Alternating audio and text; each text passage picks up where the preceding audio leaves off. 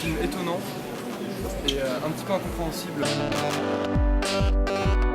Je prends un abonnement pour avoir le catalogue parce que quand je sors, j'ai pas tout compris. Comment il a écrit son histoire, avec qui, comment ça s'est fait, comment c'est les comédiens, comment ils ont décidé du lieu de tournage.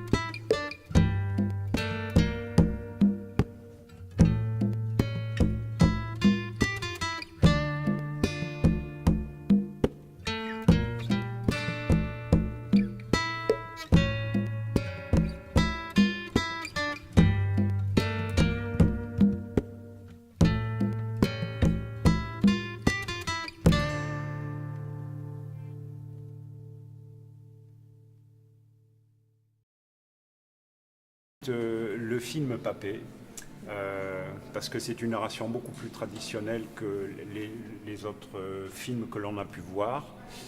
Plus accessible ? Oui, c'est plus accessible. Et je suis attaché au cinéma humaniste, donc ça m'a plus plu.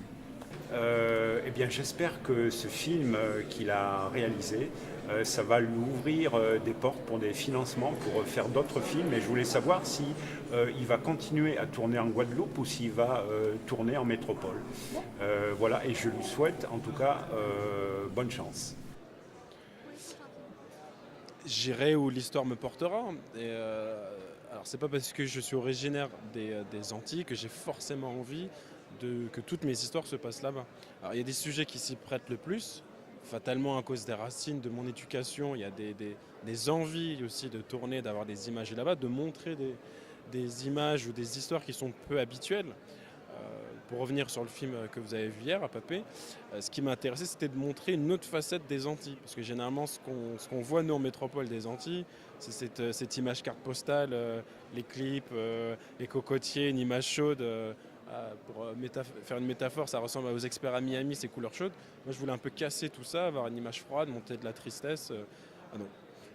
Quitte à tourner là-bas, montrer une autre image. Mais oui, j'espère que mes autres projets se passeront dans les quatre coins du monde.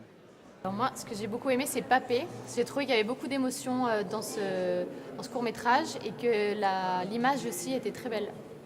Je pense que je lui demanderai si c'est du vécu, parce que je me suis demandé si c'était son grand-père, Papé, le personnage de son grand-père. En fait, je pense, alors, pour répondre de manière directe à la question, non, il n'y a rien de personnel. Mais je pense que dans l'écriture, quoi qu'il arrive, il y a du personnel dedans. C'est-à-dire qu'on fait forcément agir ses angoisses, un peu de vécu, un peu de choses qui nous inspirent. Parce qu'au final, quand on écrit et quand on a envie de réaliser, en fait, on est un peu une éponge. On aspire un peu tout ce qui nous entoure. Donc, de manière indirecte, il y a forcément du vécu et des choses qui sont inconscientes et que je transmets dans mes écrits et dans mes images. Mais non, ce n'est pas mon grand-père, non, il n'y a pas un message, non, il n'y a rien de familial dedans. J'ai pas de soucis avec mon papa, voilà, il n'y a pas tout ça, il n'y a rien de personnel. Je voulais juste vous féliciter, ils ont bien aimé votre film et voilà. Merci à eux, si vous les recroisez, faut les remercier de ma part.